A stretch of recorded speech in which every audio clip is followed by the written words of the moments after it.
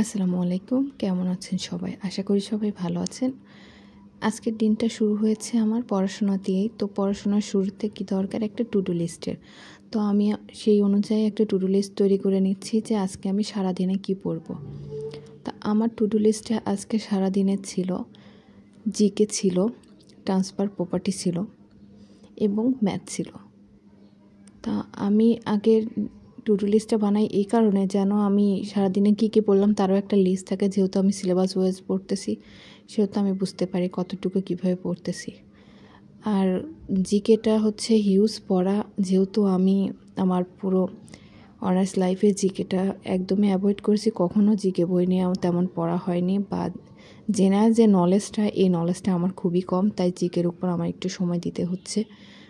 তো আমি পড়াশোনা মোটামুটি জিকেটা শুরু করে দিয়েছি। প্রতিদিনই একটু একটু করে পড়তেছি যেন রিভিশনের উপর থাকে। তারপরে আমি জিকেটা শেষ করে এই যে ট্রান্সফার প্রপার্টি একটা পড়া শুরু করলাম। ট্রান্সফার প্রপার্টি একটা কালকেও আমি এই টপিকটা পড়েছি, আজকে আবার ভালো করে এটা পড়লাম। মানে রিভিশনের উপর রাখলে আসলে জিনিসটা মাথায় থাকবে, মনে থাকবে। একই জিনিস যদি বারবার পড়া যায়, রিভিশন দেওয়া যায়, তাহলে সেগুলো মাথায় থাকে।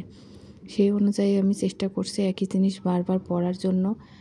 আর চেষ্টা করতেছি যে অল্প অল্প করে পড়তে, একবারে বেশি পড়বো না। এই তো আমার আজকের পড়া ছিল। ম্যাথটা আমি লাইভে